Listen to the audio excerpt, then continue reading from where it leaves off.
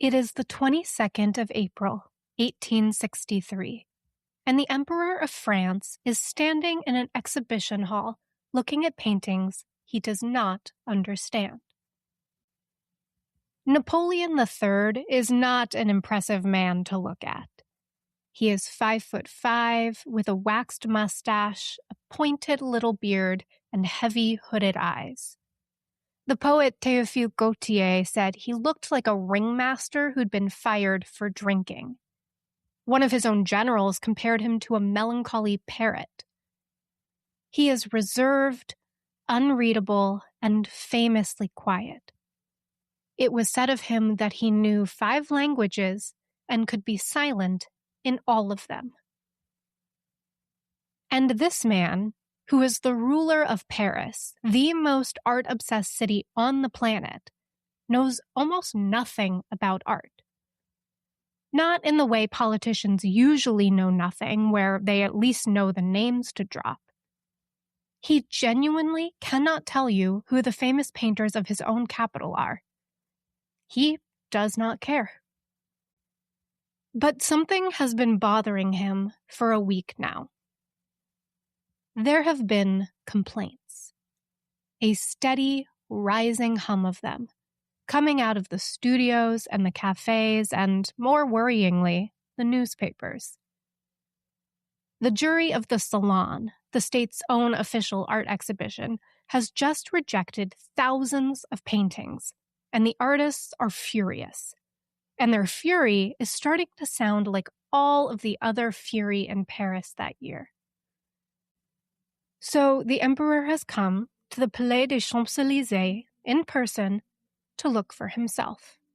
They show him 40 canvases, both accepted and rejected, side by side. And at some point in that room, the emperor makes an uncomfortable discovery. Among the rejected paintings is one that he commissioned. Another one is a portrait of his wife. He buys one of the rejects on the spot, which is a very emperor way of registering an opinion. Nobody bothered to record which painting it was, and honestly, it almost doesn't really matter because the purchase isn't really about the painting. He was sending a message. Then he climbs back into his carriage, returns to the Tuileries Palace, and sends for the Comte de Neuwerkerk, the man who runs the entire French art world, the man whose jury caused all of this, the man whose one job on an afternoon exactly like this one is to stand in front of his emperor and make the problem go away. But on this particular afternoon, of all afternoons, Neuwerkerk cannot be found. Think about how small that is. A man out of his office at the wrong hour. If he was there, he would soothe the emperor, the complaints would get folded back into the ordinary machinery of the empire, and all of what comes next may never have happened. But he wasn't there. And emperors do not like to wait. So Napoleon III turns instead to a courtier who happens to be standing nearby, a minor official, and asks him a simple question. What should I do? The answer that courtier gives him is going to inadvertently and accidentally invent modern art. I'm Emma Laramie, and this is Verso.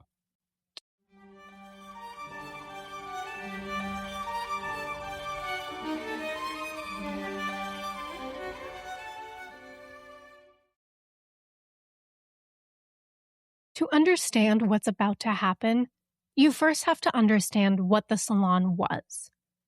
And I need you to resist the mental image you probably have of the polite gallery and the hush and the wine in small glasses.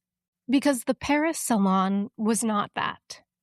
The Paris Salon was like the Super Bowl. Every year, or every other year, depending on the rules of the moment, the doors of the Palais des Champs-Élysées opened in the first week of May, and for 6 weeks, the entire city poured through them. Admission cost 1 franc, which made it widely accessible because the lowest paid workers in Paris, such as the milliners and the washerwomen, earned 3 or 4 francs a day, which means a ticket to the biggest art event in the world cost a third of a bad day's wages. And on Sundays, it was free. And on those Sundays, as many as 50,000 people crammed into the building. In a good year, the Salon drew 1 million visitors.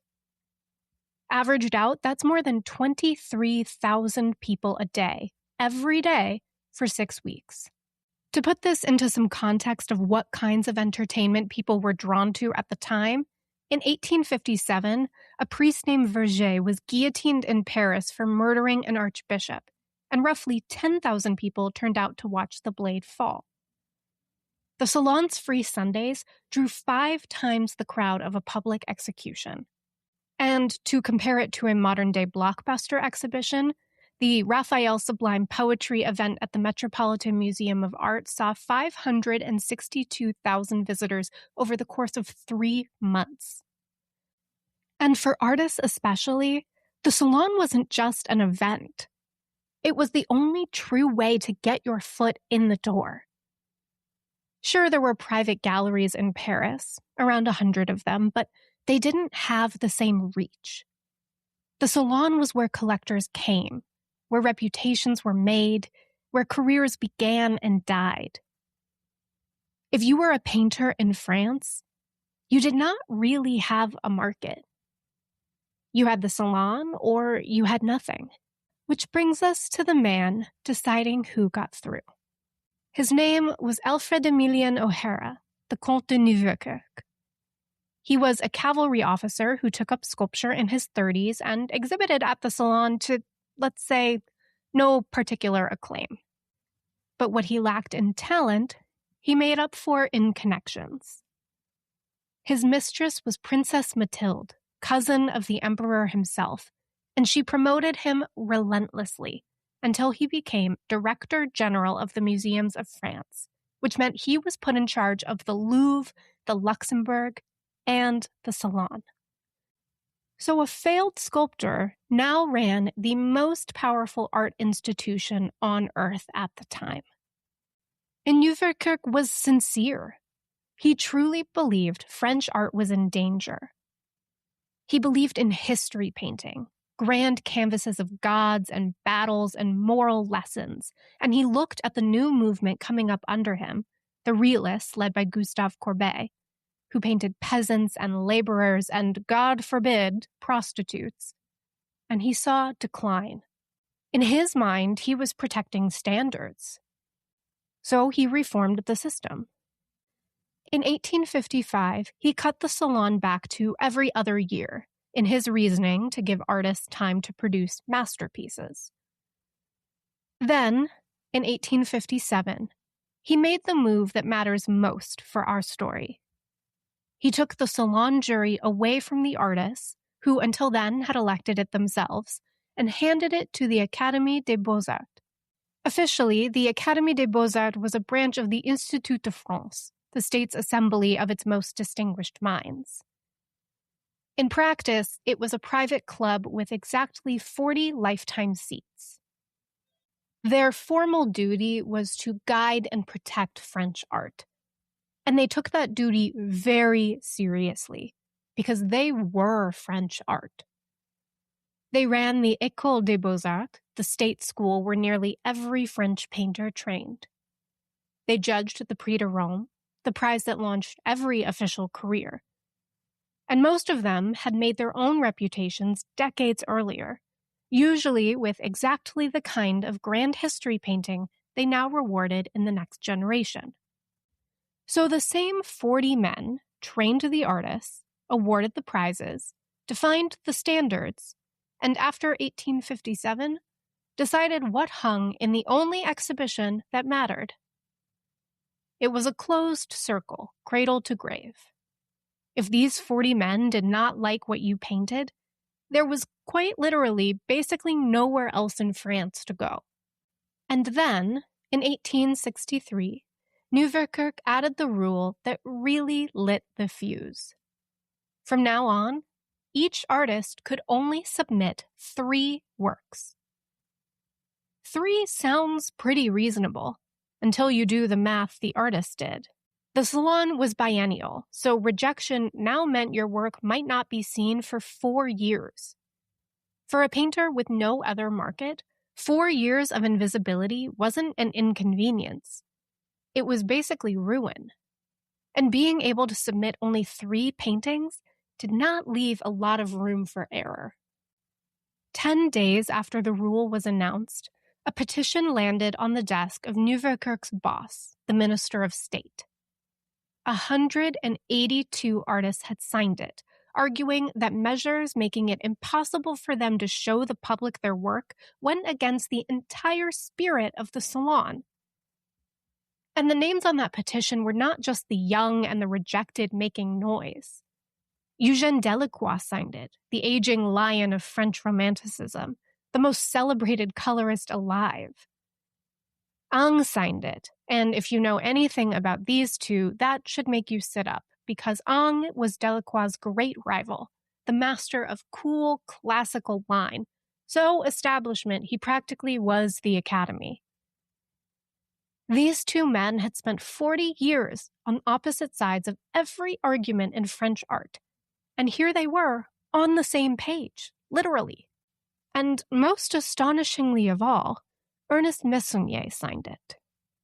If you don't know Meissonier, in 1863, he was the most famous painter alive. Not Manet, not Courbet, Meissonier, a name people today have probably never heard. He painted small, exquisite, and obsessively detailed scenes of gentlemen in 18th century dress, reading books and playing chess, and France adored him. And the establishment had given him every honor it had. He didn't even need the Salon jury's approval. His work was admitted automatically.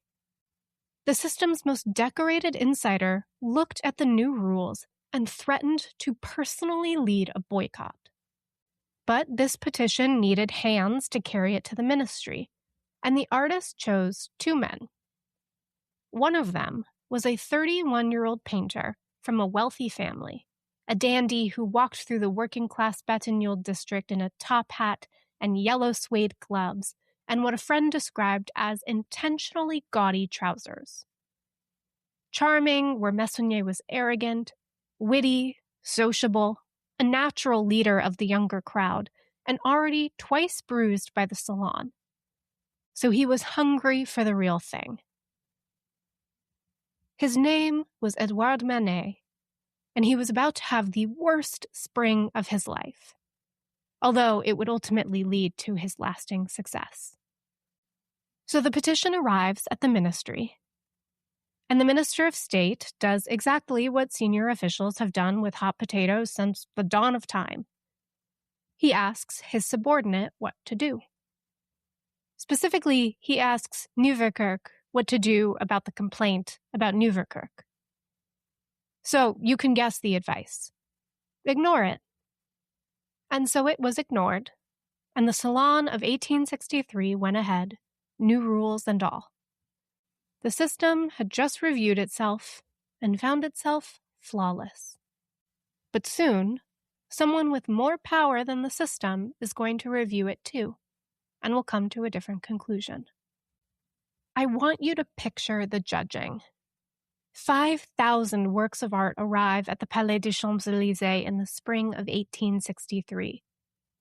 The jury has 10 days to evaluate them, because there's an equestrian event booked in the building at the end of April, which is its own kind of beautiful poetry. 10 days to review 5,000 works. That's more than 80 paintings an hour.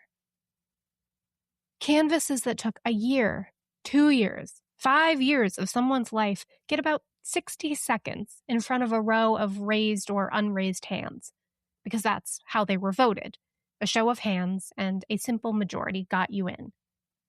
The jury was also supposed to have 14 members, but instead, this time it had 8.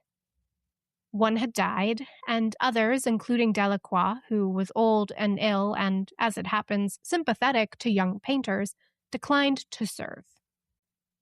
And Nieuwerkerk, who was presiding over all of this, urged the jurors to be severe. And severe they were. When the results came out, of the more than 5,000 works submitted, 2,217 were accepted, which makes that a failure rate of almost 60%. Of the 3,000 artists who sent work in, fewer than 1,000 heard yes. Paris called it a massacre. Manet was rejected, James McNeill Whistler was rejected, Henri Fontaine-Latour was rejected. Established names, promising names, safe names, all of them swept out in that 60 seconds a canvas blur. The rejected artists started gathering at the Café de Bade to vent and to strategize, and a gallery owner named Louis Martinet offered to hang some of the rejects in his shop. But that show never materialized because of what happens next. Because those complaints reached the emperor. And to understand why he cared, considering how much he didn't normally care about art, you have to understand what kind of spring Napoleon III was having. The Second Empire was, on paper, a triumph. Industry was booming, trade had tripled, incomes were up, and Paris was being rebuilt around brand new boulevards. But it was also a police state. Under Napoleon III, anyone accused of plotting against the government could be deported without trial. Every image published in France had to pass a censorship committee first. Books needed a license from the police before being printed. And in the spring of 1863, this absolutist machine was heading into an election, the first in 8 years, at the end of May. And the opposition was gaining. The public was sour about the censorship and about a fresh and unpopular war in Mexico. And the emperor, whatever else you want to say about him, was obsessively attentive to public opinion. He had written, in his own hand, that the best government rules according to the will of all. He seems to have sensed, and I'm hedging here on purpose because historians hedge here too, that a crowd of artists loudly complaining that the state had taken away their right to show their work sounded uncomfortably like every other complaint about the state taking away their rights.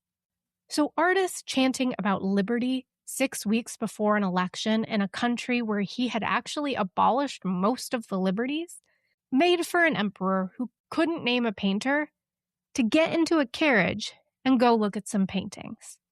So now we're back where we started, on April 22nd, with the 40 canvases, and the emperor goes home and sends for Nieuwerkerk, and Nieuwerkerk can't be found. So the emperor turns to his courtier. Napoleon's first instinct was simply to order the jury to reverse itself, overrule them. The machine has malfunctioned, so command the machine. Typical autocrat reflex. But the story goes that the courtier talked him out of it on purely practical grounds. Humiliate the jury like that, and they'll resign as one body. And now you've got a bigger scandal, closer to the election.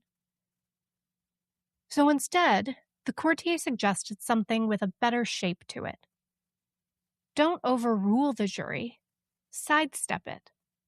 Take all those rejected paintings and hang them in a second exhibition right next to the official one, and let the public walk through both and decide for themselves whether the jury had been fair. Look at how elegant that is politically.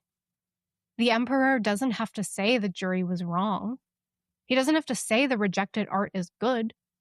He gets to look generous, look democratic, 6 weeks before his election, without endorsing anything at all. The decision just gets outsourced to the crowd. 2 days later, the official announcement appeared. Quote, "Numerous complaints have come to the emperor on the subject of the works of art which were refused by the jury. His Majesty, wishing to let the public judge the legitimacy of these complaints, has decided that the works of art which were refused should be displayed in another part of the Palace of Industry." End quote. He had once remarked, and this is a real quote, that one of the first duties of a sovereign is to amuse his subjects. Keep the people entertained, and perhaps they won't dwell on where their liberties went.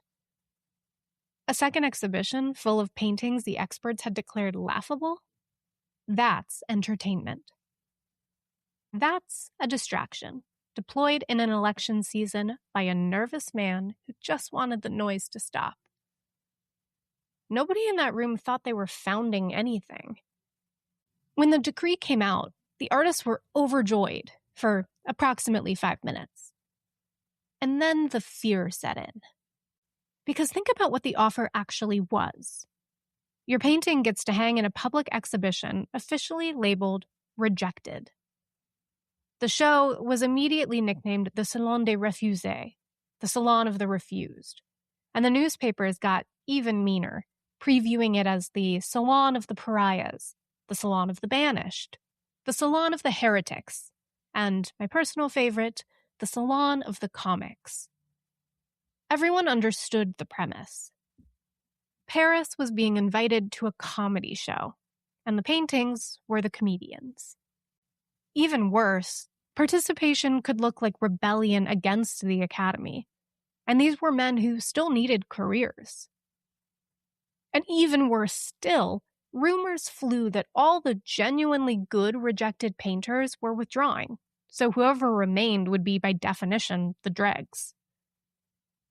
Within days, more than 600 paintings were reclaimed by artists who lost their nerve. And there was one more trap, and it was kind of the nastiest one. The jury, the same jury whose judgment was on trial here, got to control how the rejected show was hung. And they hung it as a defense of their choices. The paintings they considered the very worst went in most conspicuous spots. So the whole exhibition was curated to try to prove the jury right. Manet, for his part, saw all of this happening, weighed it, and decided that some exposure was better than none, so he was in. The state spent not 1 franc on the entire thing. No funding. The artists had to produce a catalog themselves, and even then they couldn't sell it inside the building.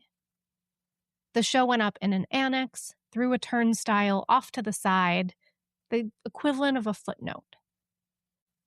But nevertheless, the Salon des Refusés opened on May 15, 1863. 7,000 people came on the first day. And they laughed. They laughed loudly and constantly. It was said the laughter was so loud that the people still waiting at the turnstiles cursed the delay because they could hear the fun happening without them. Whole families came. People made an outing of it.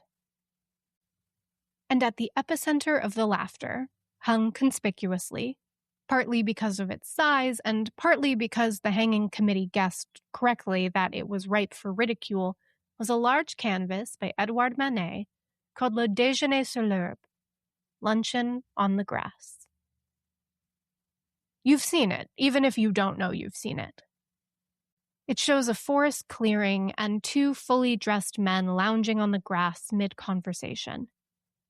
And in between them, looking directly out of the canvas at you, completely unbothered, sits a nude woman. Now, the scandal was actually not the nudity. Paris was fine with nudity. Nudes were the most prestigious thing a painter could produce, although usually it was in the context of painting a goddess or some other such respectable subject. The Academy prized them so highly that a nude study was literally called an academy. What people could not forgive in Manet's painting was actually the clothing. The men beside his nude were dressed in ordinary, contemporary, recognizable French fashion. One critic sneered at their clothing. Venus is eternal. Venus is an idea.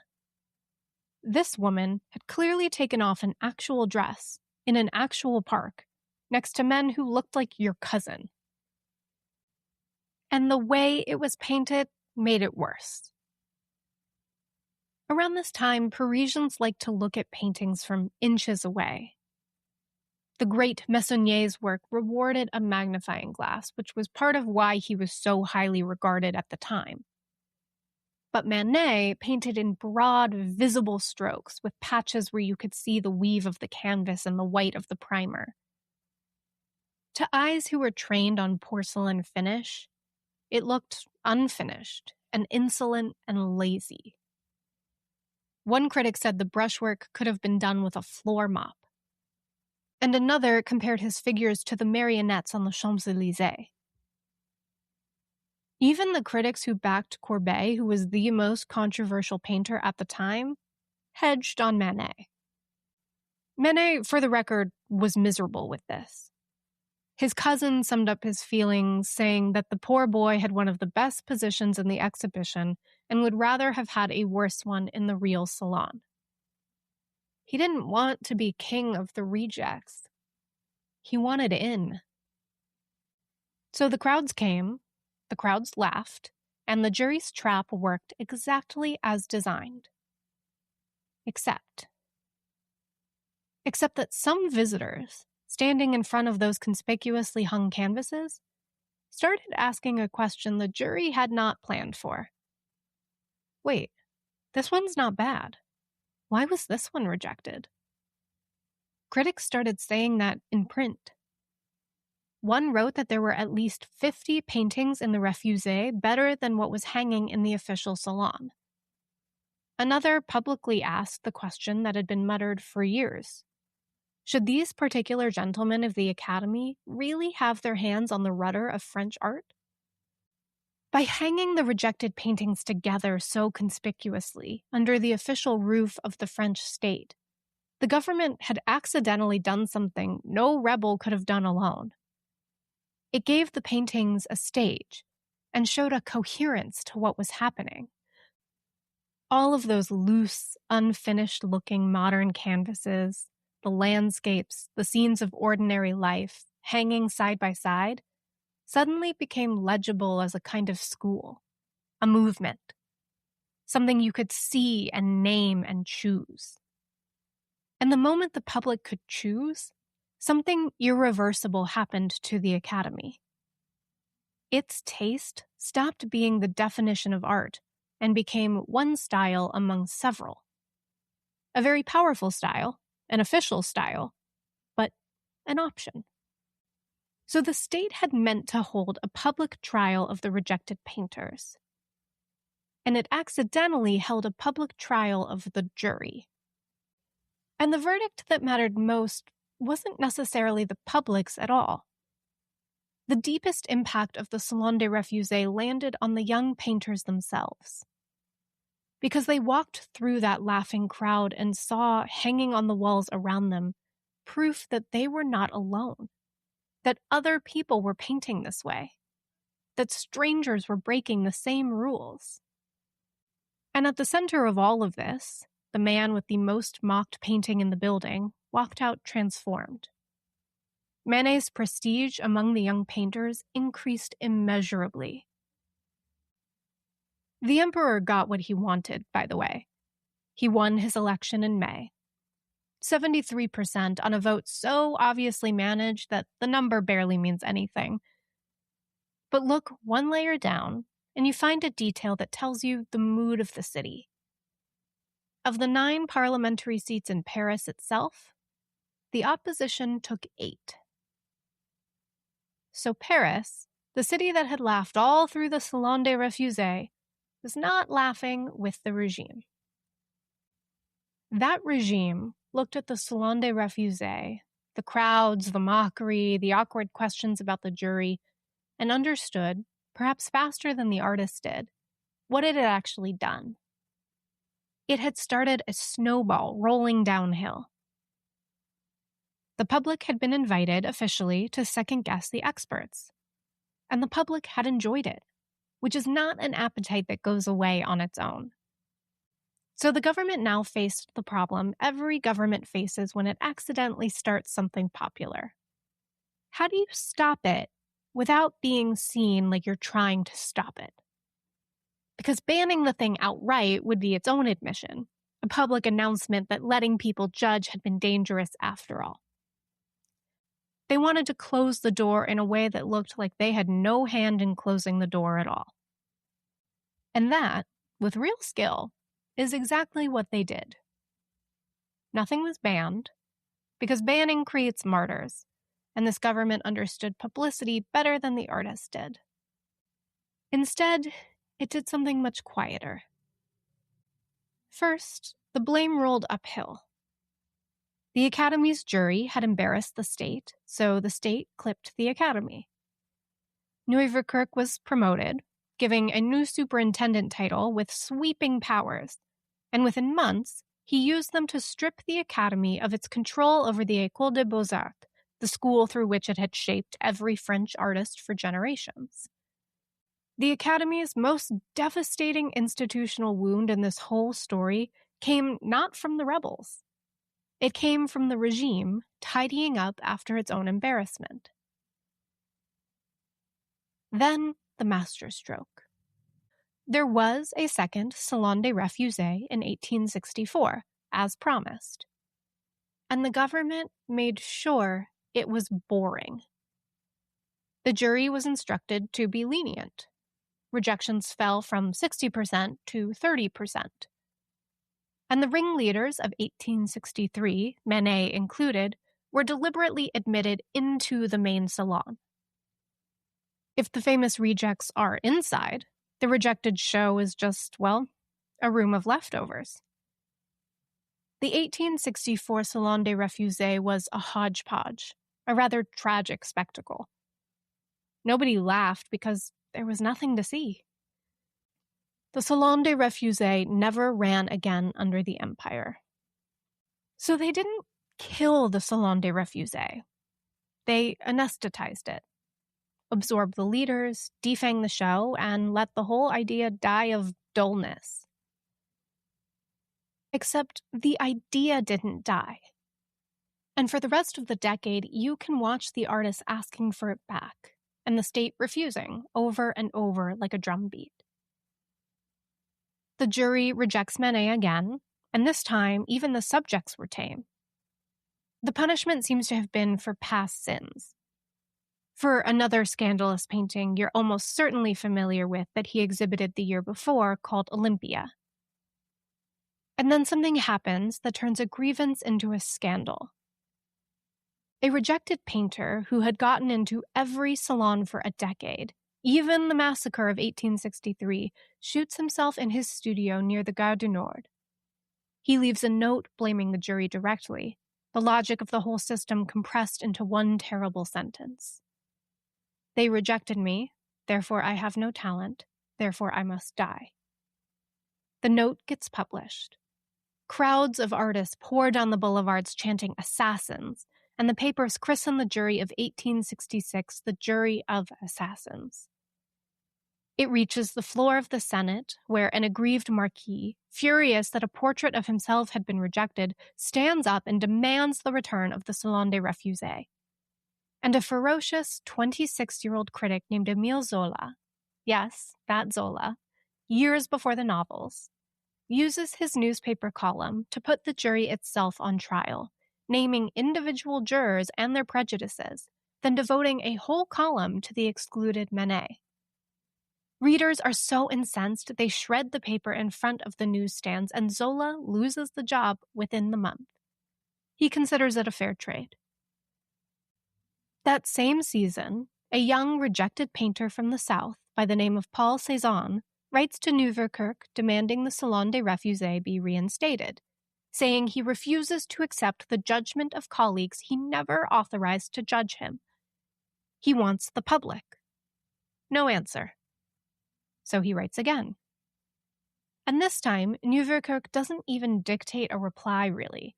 He scrawls his answer in the margin of Cézanne's own letter. What he asks for is impossible. The exhibition of the rejected was beneath the dignity of art, and it will not be reinstated. The state's own handwriting, refusing the state's own invention. 3 years after letting the public judge, the official position is now in the margin of a letter, never again.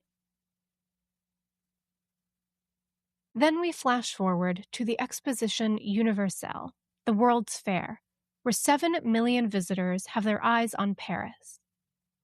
And the Salon jury that year is brutal all over again. Roughly 2,000 of 3,000 artists are rejected. And the refusés do what the refusés do. They petition. First, an anonymous letter arrives on Neuwerkerk's desk in tones that are less request than threat, saying this injustice is revolting and the artists are demanding a right, not a favor. Then agitation near the Palais gets heated enough that complaints are filed with the police. Then comes the polite version, a formal petition from a young painter named Frederic Bazille, signed by names worth reading. Manet, Monet, Renoir, Pissarro. The future of painting, all on one page, asking for the Salon des Refusés back.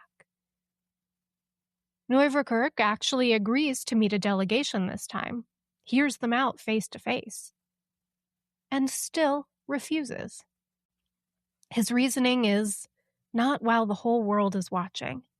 He will not risk a repeat of the undignified spectacle of 1863 with foreign visitors in town.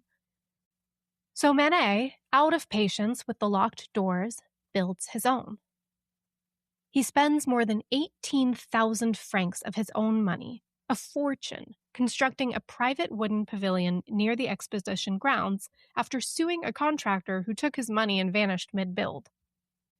He hangs 53 of his paintings inside, all of the scandalous ones, on walls draped in red velvet, with a divan in the middle of the room for weary visitors.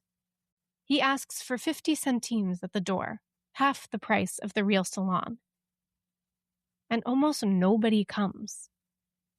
The major papers do not review it, and the critics simply decline to walk in. A humor journal does dub it the Museum of Drolleries. By June, Manet doubles the entrance fee just to squeeze more from the few who do show up. Even Courbet, who is running his own rival pavilion nearby, stops in, looks around at his fellow outcast's life's work, and leaves behind a single sneering comment of exactly 2 words.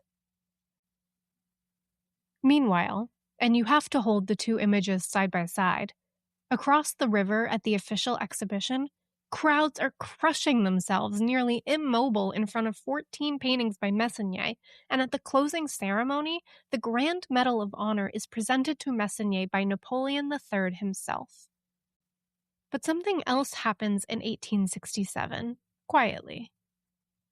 The same year, young Frederic Bazille writes to his family that he and his friends have resolved to organize an exhibition of their own, fully independent, with no jury at all. But they can't afford it right now, so the plan goes in a drawer. But it will come back in what will later be known as the first Impressionist exhibition, and it will change everything. If the state had simply made the Salon des Refusés permanent, the Impressionists would probably never have needed to organize on their own at all.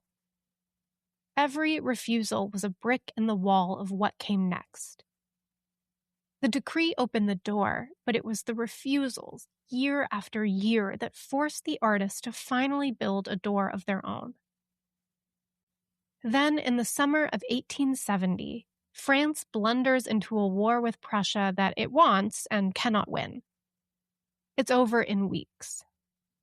On the 1st of September, Napoleon III, so sick with a bladder stone that he can barely sit on his horse, rides deliberately into enemy fire, trying, by his own bitter account, to get himself killed.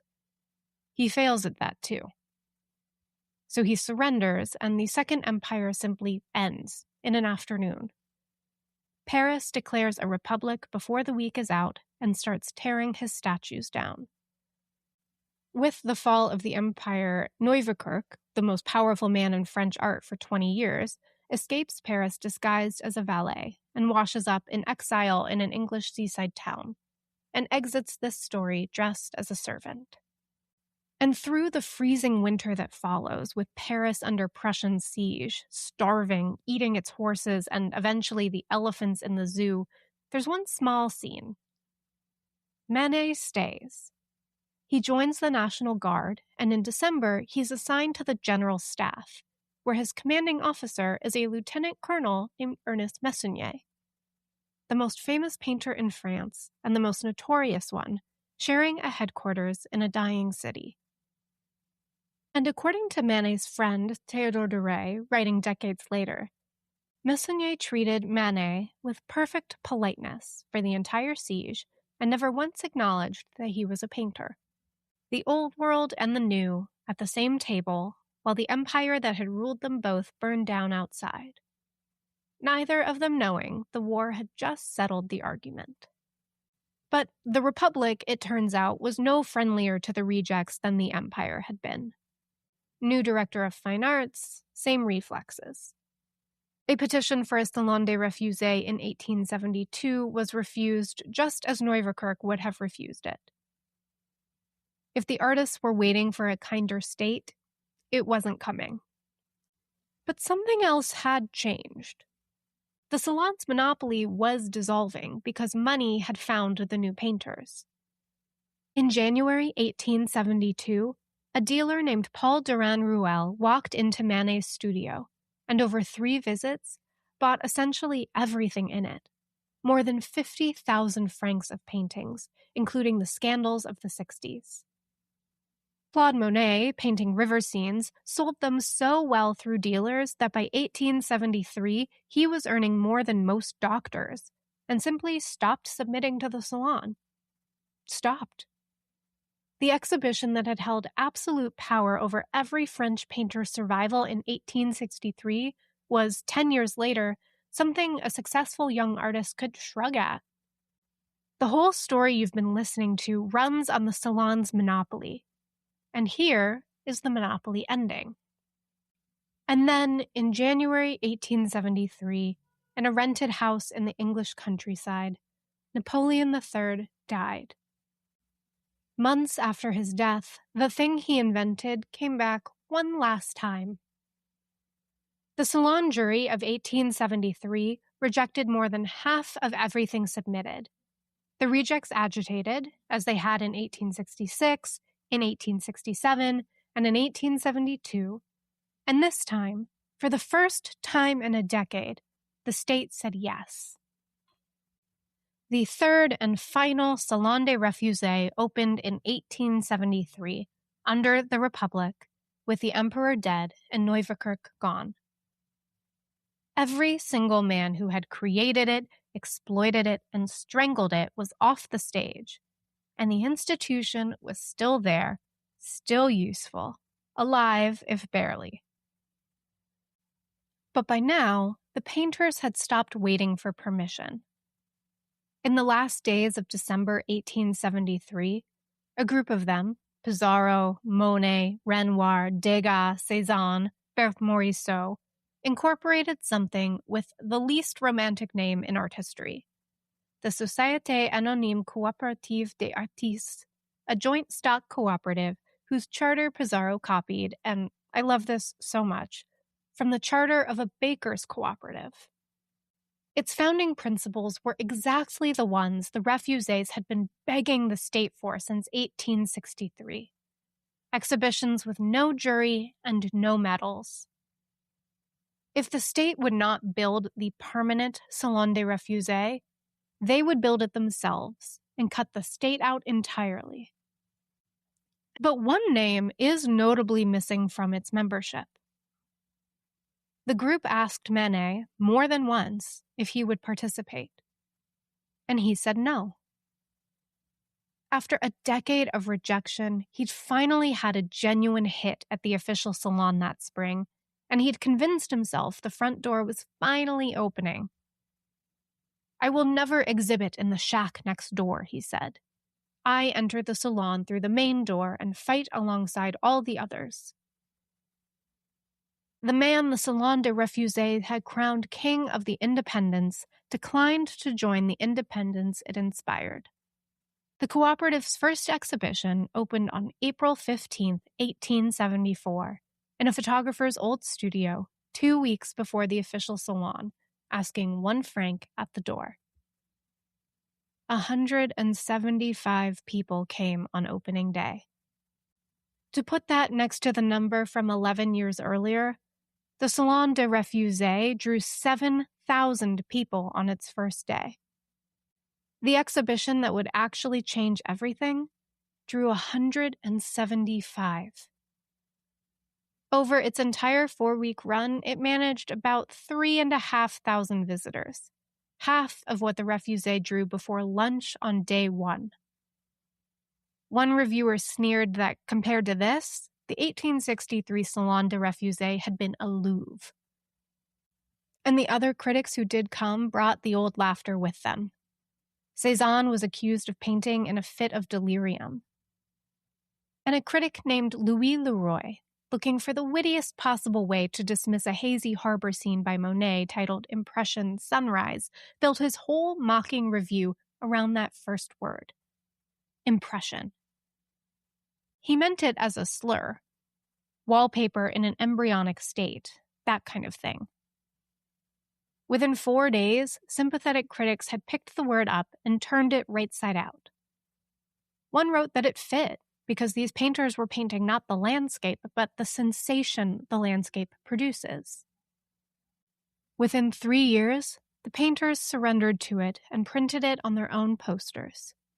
Impressionists. So what actually came out of that first Impressionist exhibition? Not immediate victory. The cooperative dissolved within the year, broke. The painters regrouped and exhibited again in 1876 and again in 1877, and then kept going, 8 exhibitions in all, to thin crowds and hostile reviews for 12 years. What they were really doing, without quite knowing it, was proving a concept, that an exhibition needed no jury, no state, no permission, that the public and the dealers and eventually the collectors were enough. And the concept spread. In 1884, when the official jury cracked down yet again, more than 100 rejected artists, among them Georges Seurat and Paul Signac, founded the Société des Artistes Indépendants, a permanent jury-free salon. In 1903 came the Salon d'Automne, another jury-free venue, and it was there, 2 years later, that a room full of violently colored paintings by Henri Matisse and his friends got them branded Les Fauves, the wild beasts, and Fauvism was born, one of the first avant-garde movements of the 20th century, announced from a stage that existed because the official one had said no once too often. Inside that jury-free framework, virtually every radical movement of the late 19th and early 20th centuries was initiated. Post-Impressionism, Fauvism, and on towards Cubism and everything we now file under modern art. Not because a French emperor was trying to make any of this happen, but because in 1863, for one nervous election season, the state itself demonstrated with official signage and a turnstile that the experts' verdict on art was reviewable, that taste could be appealed. Once the public had been made the court of appeal, no jury anywhere would ever get the final word again. And Napoleon III would have hated all of it. He didn't like the paintings. The evidence is he barely even looked at them. He wanted a quiet spring, a distracted public, and a one election. He got his election, and he also put the state's signature on the idea that would eventually dissolve the state's whole authority over art. Many of the paintings that were laughed at in this annex hang today in the Musée d'Orsay, where several million people a year stand in front of Le Déjeuner sur l'herbe, not laughing. And the thing is that every gatekeeper in this story was sincere. Neuwerkirk really believed he was protecting art. The jury really believed those canvases were failures. The crowds really thought they were laughing at a joke. Which makes me wonder about our own annexes, the rooms off to the side, the work getting laughed at somewhere right now, this year. Most of it, yeah, is probably a joke. Most of the refusés were forgettable too. But somewhere in those annexes, statistically, historically, there's a déjeuner. And the uncomfortable truth this story leaves us with is that the laughter in the room tells you absolutely nothing about which one it is. This episode was written, narrated, and produced by me, Emma Laramie. If you enjoyed this story, if something here surprised you, made you think differently, or just gave you something interesting to talk about over drinks with friends, do me a favor. Follow the show. Leave a rating or a review if you're feeling generous. And if there's an artist or a moment in art history you're curious about, drop a comment below. Thanks for listening. I'll see you next time.